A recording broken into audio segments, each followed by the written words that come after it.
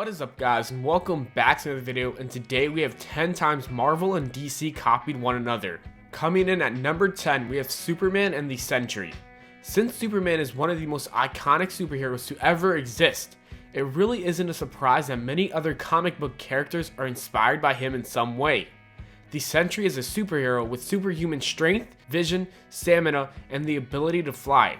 Also, he possesses the power of 1,000,000 exploding suns and a dark and evil hidden personality called the Void.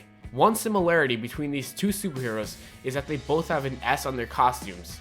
The Sentry isn't the only Superman ripoff in the Marvel Universe. Many fans also compare Superman to Hyperion, whose origin is that he came to Earth as a baby, sent as the only survivor of a race of Eternals from a dying world.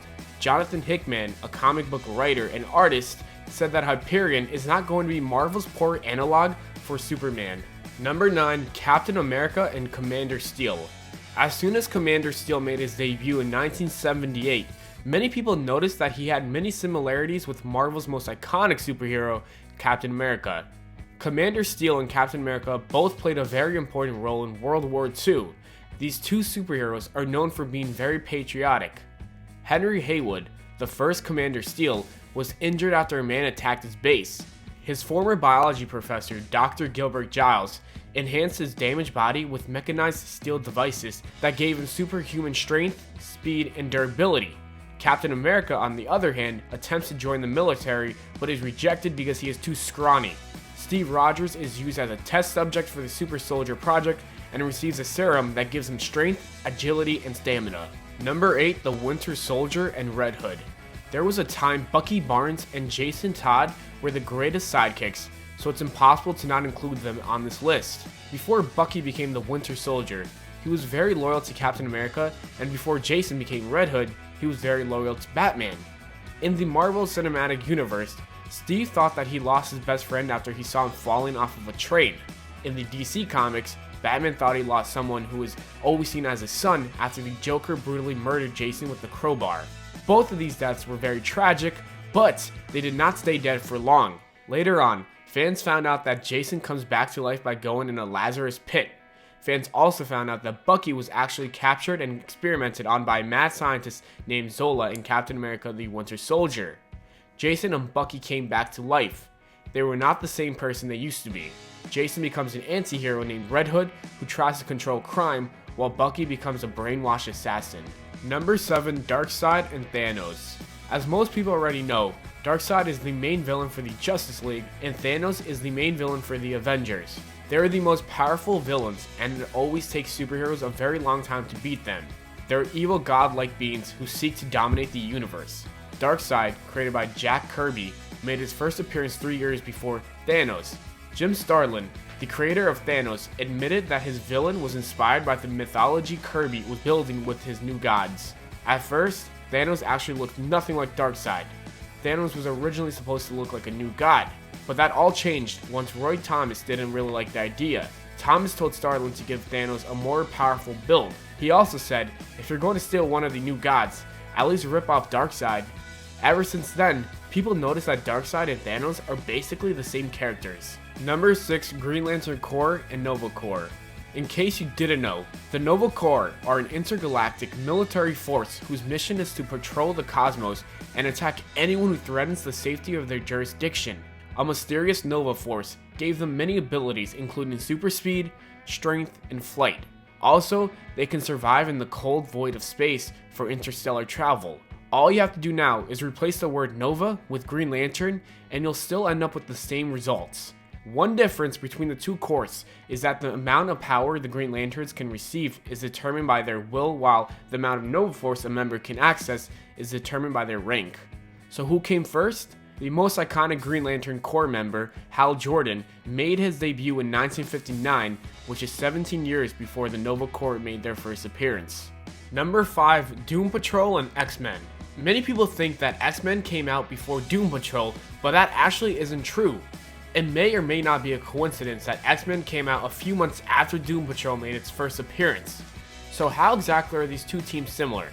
Well, Doom Patrol and X-Men consists of young characters whose gifts made them outcasts. The world thought that they were freaks and did not want to be around them. Dr. Calder, aka the Chief, who's in a wheelchair, took them in and created the Doom Patrol. In the X-Men universe, a man named Charles Xavier, who was also in a wheelchair, created a school for gifted people. Another thing that they have in common is that the cover tagline for Doom Patrol was, "The world's strangest heroes," while X-Men's tagline was, "The strangest superheroes of all."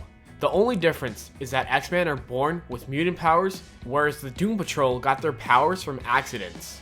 Number 4, Namur and Aquaman. There's no denying that DC have taken some ideas from Marvel when they decided to create Aquaman. Just because Aquaman is more popular than Namur does not mean that he came out first. Namur made his debut in 1939, while Aquaman made his debut in 1941. Their origin story is nearly identical, with both being human/Atlantean, hybrid of a man and an Atlantean princess. Another similarity between Aquaman and Namur is that they are both the kings of Atlantis. Both of their abilities include super strength, durability, stamina, breathing underwater, swimming very fast, and communicating with sea animals. One of the few things Namur can do that Aquaman can't do is flying. One big difference between these two Atlanteans is that Namur is an anti-hero while Aquaman is a superhero. Number 3, Man-Thing and Swamp Thing. Just by looking at these two characters, it's very obvious that they have many similarities. Not only do these swamp monsters have their similar names, but they also have very similar origin stories and abilities. Another thing that the monsters have in common is that they both came out in 1971. So which one is a ripoff? Well, Man-Thing came out 2 months before Swamp Thing, which is why so many people think that DC stole the character from Marvel. There are some people who believe that both of these characters are ripoffs. Roy Thomas, co-creator of Man-Thing, was also known as a huge fan of the original Heat monster and wanted to bring this character to the Marvel comic book universe. Number 2, Black Cat and Catwoman. It's impossible to not notice the similarities between these two characters.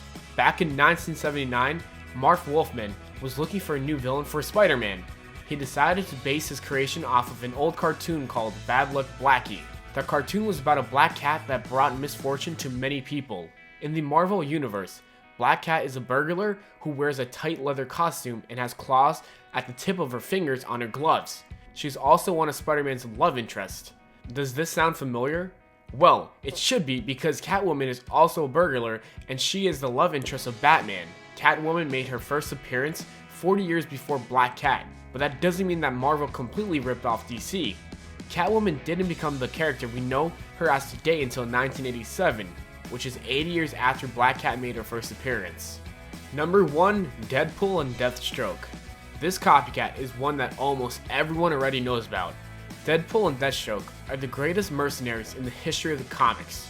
Not only are people always comparing their names and outfits, but they are also constantly trying to figure out who would win if they ever got into a fight.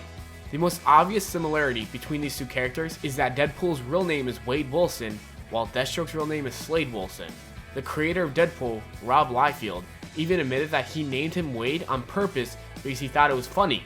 Liefeld is sick and tired of fans arguing over whether or not the character is a ripoff of DC's Deathstroke.